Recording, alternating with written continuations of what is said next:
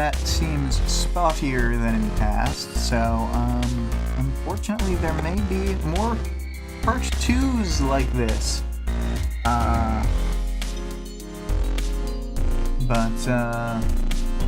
Yeah, I believe I was just at the part where I was talking about Lustrum.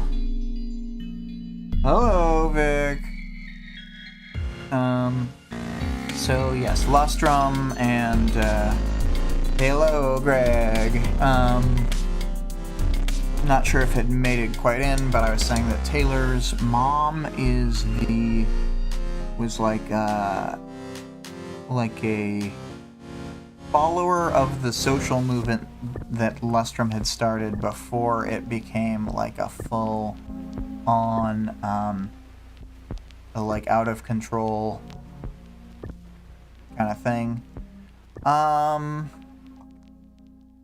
Made me think of that movement that everybody was hating on from South Korea that I didn't know too much about, but the 3M or whatever. How people kept saying that was awful. And I was like, prove it to me. But because it's Korean news, I didn't end up. Anyway, so, blah, blah, blah.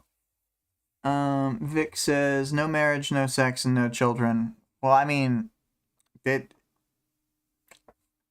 sounds fine. I don't know what the practicalities of it were, but like as a way to assert your power within society, sounds solid to me. We're not going to be used by you, misogynist society. Anyway, then the next person is Crane the Harmonious. And Crane is, as I said in the cutoff broadcast, perhaps Crane the pedophile. Unclear of the full details, but she walks over, one of the wards who's in his late teens comes over, and she, like, gives him a big, long kiss on the forehead that is described as, that it went past weird. And then acid bath comes through, and it says he's a cop killer and a cape killer. But I think what's worse is the intimate partner violence, the idea that he was using acid to burn his girlfriends. I mean, Taylor's a cape killer. And she probably didn't do it at scale. Like acid bath was probably just doing it in any fight. But my point is that that's sort of in some ways within bounds of Cape society, whereas like acid burning your girlfriend's face is not. Vic says Taylor's just scared because she's a cop cape right now. I think she's shedding the cop label. I think she was a cop cape and now she's just a cape.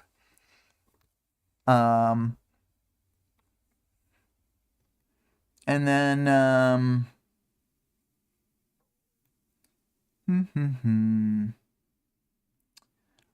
there's like an implication. Says, I looked and I saw a man, not in costume, but a suit, standing and staring at acid bath, with an expression as though he was going to cry at any moment. It made me think of, not that Quinn Kaye is here, because she would just say that's who it is, but he's got that acid burn on his face, too. String Theory and Lab Rat are here. So, oh yeah, acid bath is in the image. He's the background figure sitting down just to the left of Amy. And then we've got String Theory and Lab Rat are the short woman and the kind of short man. And then they are Tinkers. String Theory. the sort of like directed energy attacks, like bomb explosions, kind of. And Lab Rat does like crazy formulas that change people into different things. I do like this line here. What I found myself wondering was whether he'd been testing his work on his test subjects before using them on himself, or if it was the other way around. Both ideas were weird, almost inexplicable. The next person is Galvanate. Galvanate's cool. He can like touch people, and then they will be granted like metal casing skin. He can also give this to himself, which make these people effectively invincible, and also they gain the power to electric eel people. They gain the power from the book The Power.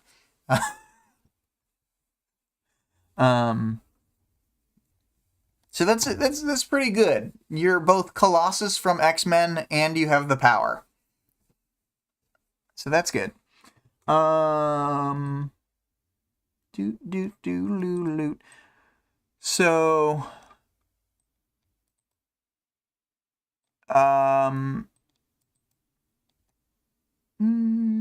they talk about his like invincibility being possibly on the order where they could survive hit from Scion, much as perhaps Alexandria or an Endbringer could.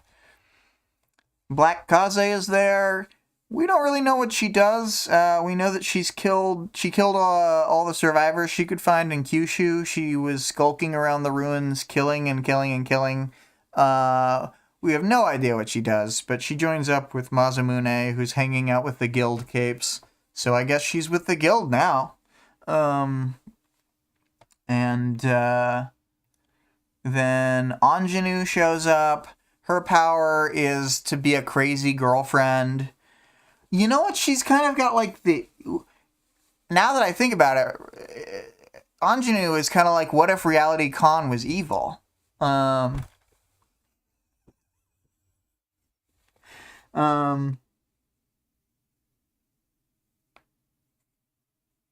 Vic said, assumedly back at the part about acid bath, but she's at no risk of being a girlfriend. And which is especially funny that I read it right now as I was bringing up Paradise Logic, in which Anjanu had become one of the girlfriends. And her quest was to be the best girlfriend ever. In fact, that's Anjanu's power, is that she's on a quest to be the best girlfriend ever. And she's not quite as young as she had once been. She looks like a proper adult now, instead of like maybe borderline underage, as is maybe implied before here. And then, as she comes up, she sort of looks around the crowd as she exits her portal, and she goes up to Chevalier, and Chevalier's standing perfectly still in his armor, and she latches onto him with the, like the leg up pose. I think we all kind of have an idea in our head of what Anjanu is doing. She's like, I'm gonna do everything but mount you as you're standing. Marquis shows up. Taylor recognizes Marquis and is like, oh man, he'd been like one of those really tough capes.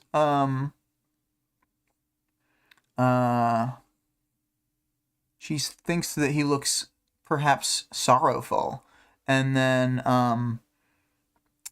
he walks up to New Wave, and Lady Photon slaps him. Who I don't think Lady Photon is in costume. I think that Brandish and Flashbang were, but like I think that Sarah Pelham was retired and hadn't necessarily put on costume. Because otherwise, like, why would she not recognize her? She says, he stepped in front of a woman I recognized but couldn't place. Like, if she wasn't, if she was wearing her costume, it would be too damn obvious. Boop, boop, boop. Also, in short order, Lady Photon will leave the battlefield, I believe, and not be part of this engagement. So, let's see here.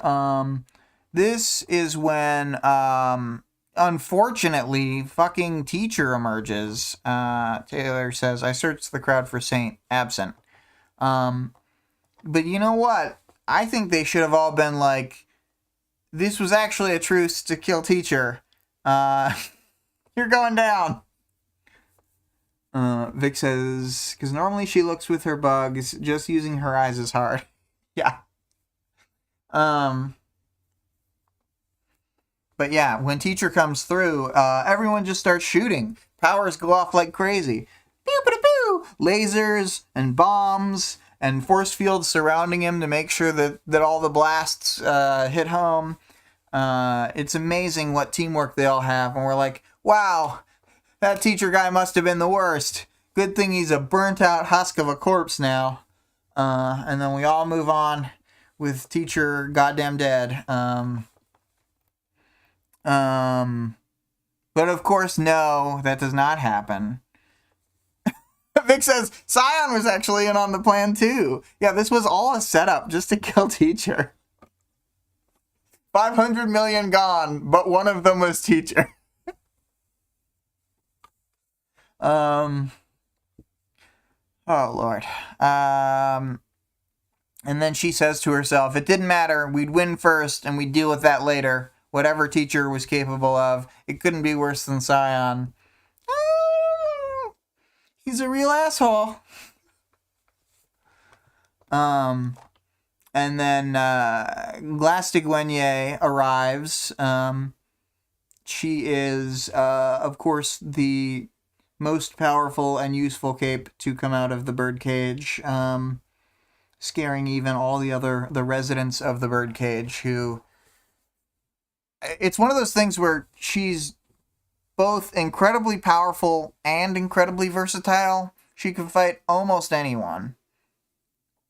Very, very few people who could slip her net. Yeah, it says, thing was, they'd sent multiple teams after her, and they'd failed. 32 capes, killed and claimed.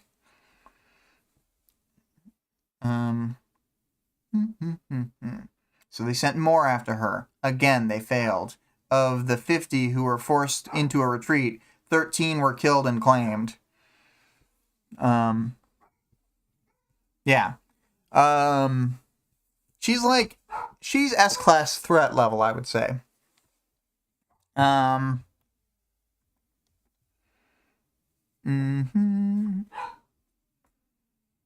And then, yeah, she had surrendered of her own free will, which is likely because she had gotten a bunch of powers she wanted and then thought it would be a convenient place to wait and to absorb people. And then, Taylor thinks about how these were the cell block leaders and such. And then, let's see here. She thinks again about the trade-offs. It's dangerous to have them out, but they're giving good firepower. And then, there's about 45 minutes before they're gonna fight Scion, and other prisoners are showing up that don't bother to get named. One of them is clearly Canary. Lung is here. Lung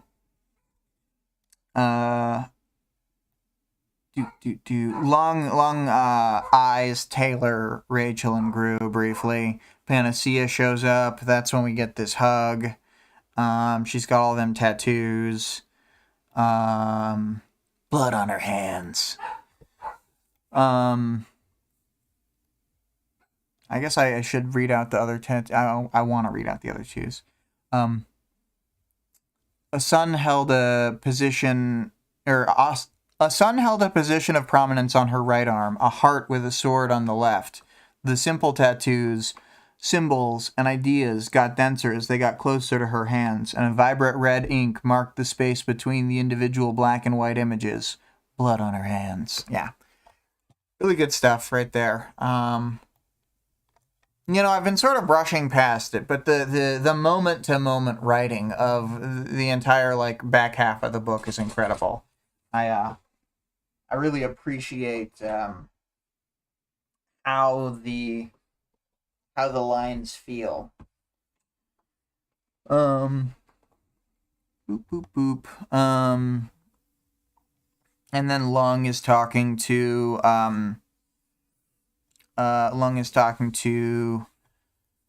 Amy briefly, and then Brandish gives her a hug, and then oh my god, the dog is in here, and she's just she's bored, so she started barking. Calm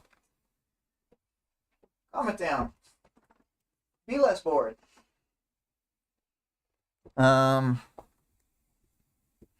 She was barking in the other room too. She's just trying to cause a riot.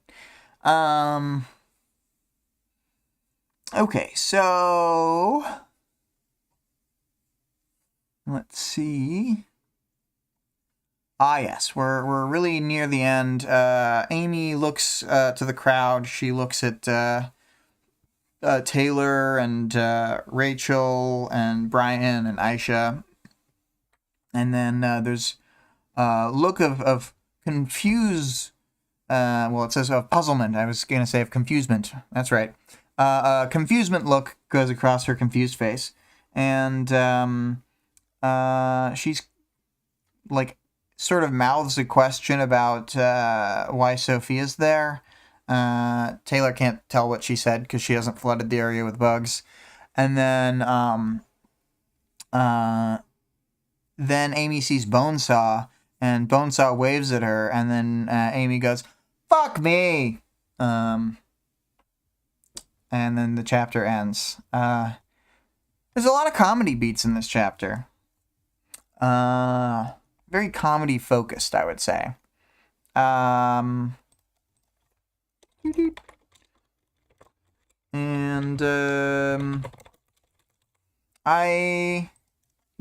It's obvious from the way I'm talking about it. I really like this chapter, but this is one where, I remember it as a good chapter and all, but I don't. When I thought back to it before rereading it, it's like the mid-2000s Italian Job. I know in my head that I like that movie, but when I'm not watching it, I kind of think oh yeah, there's some scenes where they're kind of running around and doing stuff, but when I'm actually watching it, it usually enthralls me. I don't know how it happens, but it's like every time I'm like, oh yeah, I know that I really like it, and I'll like it more when I'm watching it, but my brain sort of discounts it a little bit. So yes, this is one of those underrated chapters. Lots of good dialogue, lots of good little moments. They explain those birdcage capes in a fun, satisfying way.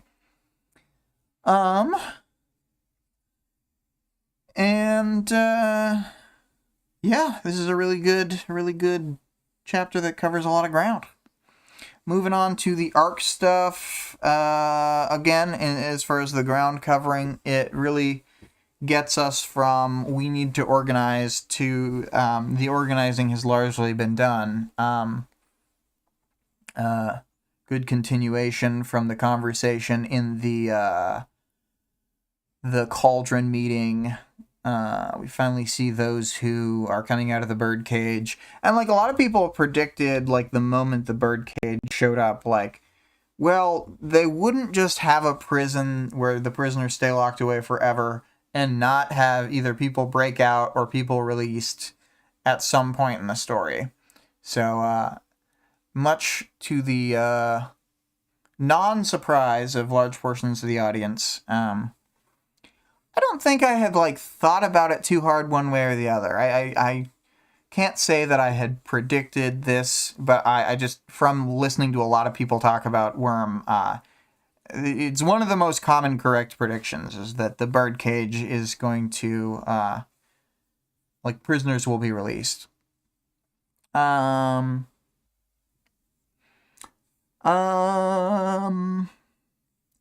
Characters, starting with Sophia, incredible first half of the chapter.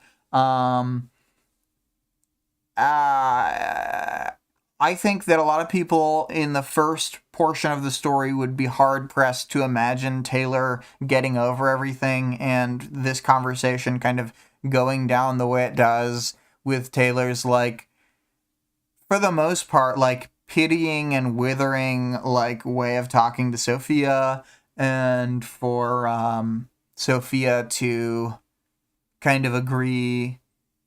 I don't know. I think it's really good. It really does make it feel as though the time skip is not just an arbitrary amount of time. It feels like Taylor has actually changed a lot. And that it wasn't that she was just shocked into this by the events of the last day and a half. That I think that she could have felt like giving clemency to Sophia either way, kind of thing. I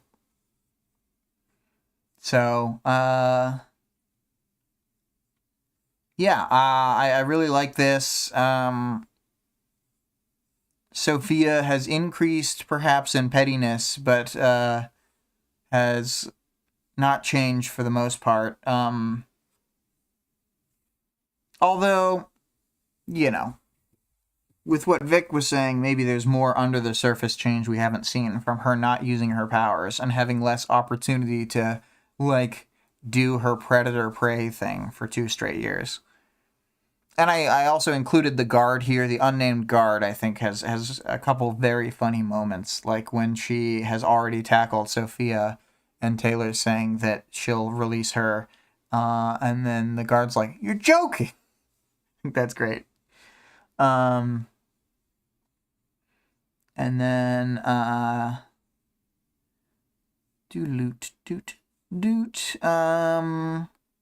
guess moving on from Sophia and the guard, I could probably talk Sophia for a while, but I really did talk about her a lot while we were on that section, so. Aisha is there, she's doing bits, I think this is a really good imp, comedy chapter.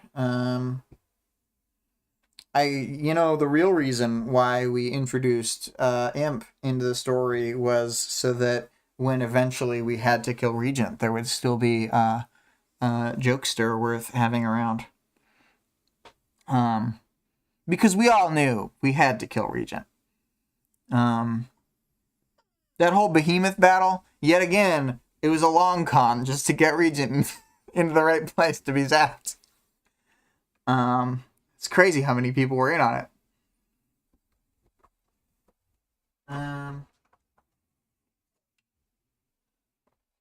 Then, who else? Rachel, Rachel doesn't say much, but it's notable that she says that she has something worth protecting now, and that she doesn't want to lose the life that she has. And,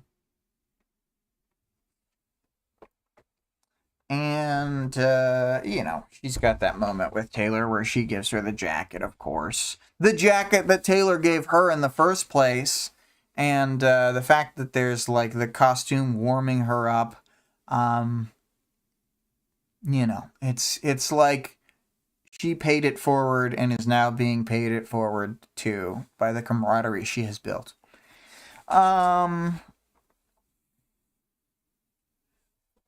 So Brian is kind of off in the distance. He's not standing near any of his friends. He's perturbed by Bonesaw, but also I think just generally not good at these kinds of situations anymore.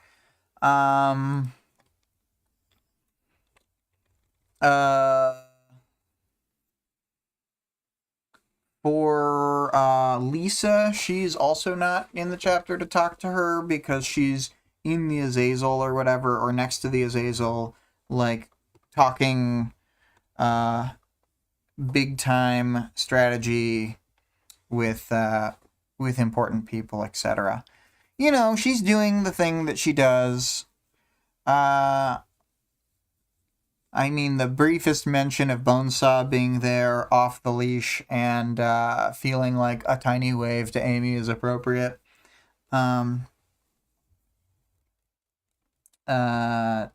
I think that's kind of funny. And then Amy, of course, big reunion between Brandish and Amy after Brandish was like, I didn't consider you my daughter until the moment you were being driven to prison, and I didn't say goodbye when you were driven to prison.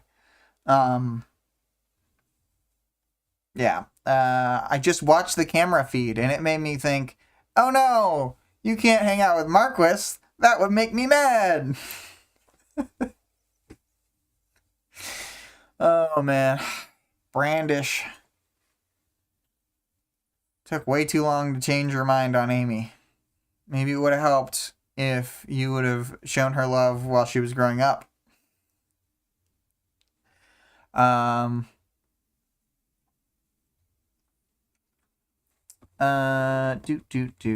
Doot. Or, you know, as we should truly know, Brandish, Carol. I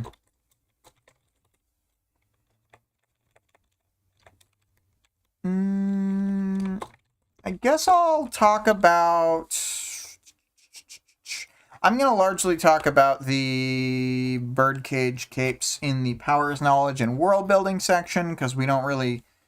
We, like, kind of know Marquis's character. We've seen from his chapter and stuff, but he doesn't really do much. He just gets slapped by Lady Photon. Very brief. But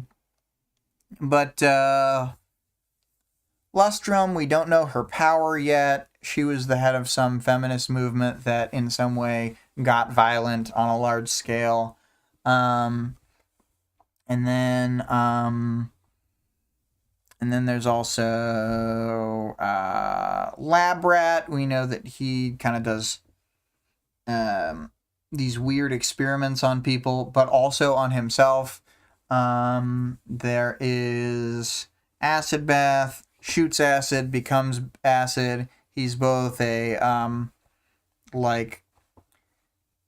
he's kind of a striker, really minor range blaster, and, he's also like a, what do you call it? A breaker mover, where he has a breaker state that allows him to speed around the battlefield. And then, Gavel, we hear that he had gone after the families of criminals and stuff. He went like, what if Judge Dredd was a worse person, all over Australia? That was his whole thing. And, so then, and he's also, we know about Gavel that he's very durable. We don't really know much about it yet. Then, who else was there? Who else? We don't know anything about Black Kaze's power. We just know that after Leviathan had destroyed Kyushu, she kept killing people in the ruins for some reason, but we don't really know any... Like, I to this moment, don't know anything about what her motivations were, and what made them believe that they could trust her now. It's just one of those things that is, like, it's left up to our imagination. There's so many side things in this book that we don't get explanations of everything. Sleeper is a big thing. He's some threat that is the heroes aren't even trying to approach Sleeper to bring him in on this, but because of some destruction that Scion had caused, Sleeper has moved through a portal and kind of cut off one of the side Earths. Earth Zane. with the Earth whatever letters, sometimes I'm like, am I saying that right? I only ever hear this word in the context of this book, so.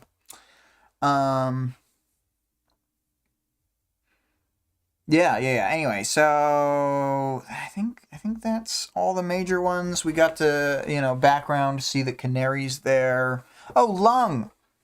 Lung is here. I should have put him on the characters very briefly. He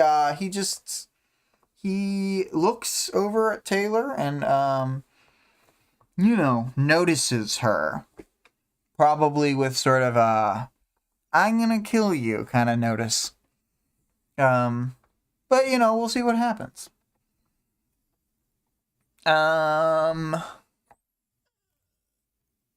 Let's see here. Yeah, they really portal in lots of people. It's this cool it's a cool thing to imagine them all being on like this cliffside and all like looking out over the ocean or whatever while the sunrise is happening, and pretty cool setting. Pretty neat, and I don't have that much more to say about it. I'm gonna move along to the audience participation. So the question was, what comedic and insensitive thing was Imp about to say? Imp started, and then Greg said, I'm pregnant with Regent. I ate some of his hair. Which is a perfect answer. And then Vic said something that's so sweet. I'm sorry you're having a bad day. Oh.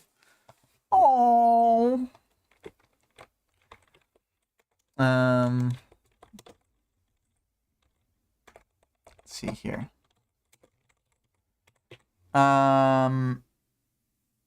So I think she was gonna make a quip about Cozen being the leader, or possibly about how she was gonna try and get in on the organization now that her brother was dating the leader of a group of thieves. I think she could have come up with quite a good snappy little thing to say that it would be in that theme without me being able to replicate her witticisms, because she's just too clever for me. Anyway, Greg gave the best answer. Pregnant with Regent, ate some of his hair. It's the only way to get pregnant in this setting. And then my question for 27.4. Oh, Lyra. Sorry, the dog is going wild. She's going in and out of the door constantly, upset that there's not enough going on.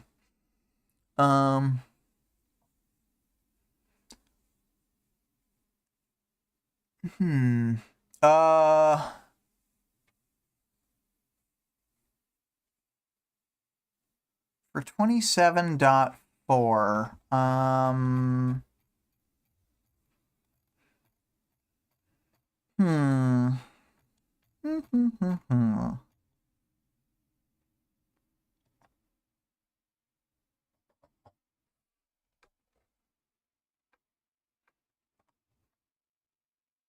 I think I had an idea of what the question would be, and now it feels a little dumb, but I'm going to stick with it. It's basically the same as this week's question, but it's what sad thing was Taylor going to say, or Tattletale going to say after saying, I'm sorry, Taylor, I wish...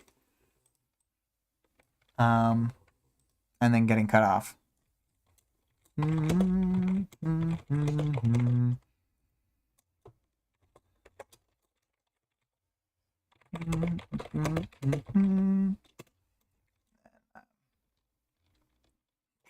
I preemptively agree with your assessment here, but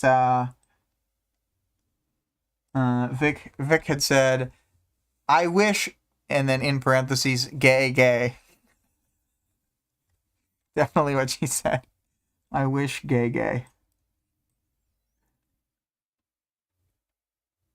we've been reading so many books recently where it's just like our response to the book is like, so the protagonist is gay, right? We all can see that she's gay. But you know, it's been fun.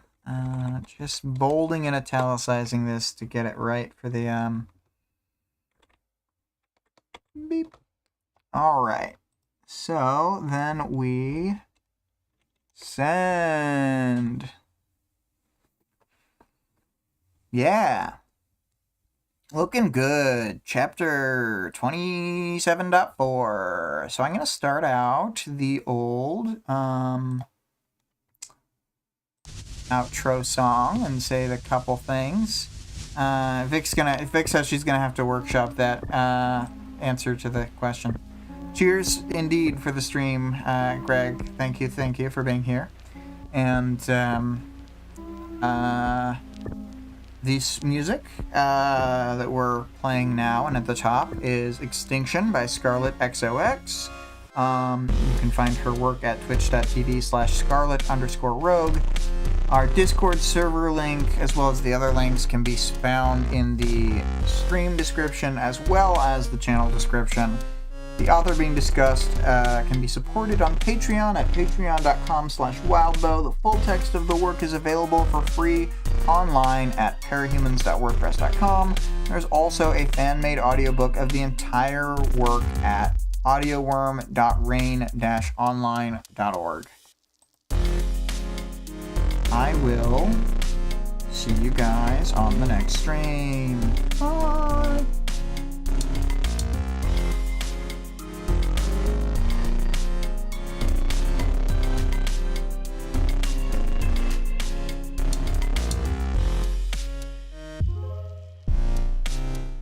And to you, Vic, bye as well.